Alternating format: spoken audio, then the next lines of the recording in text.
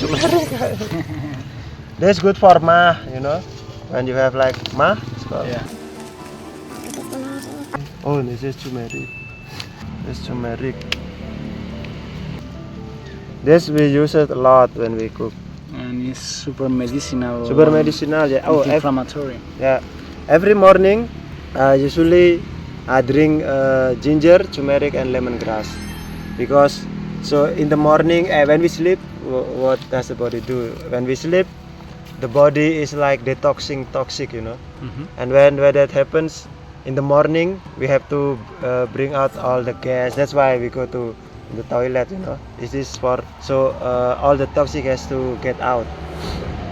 And this is also gas in that when the body does that, there is many gas.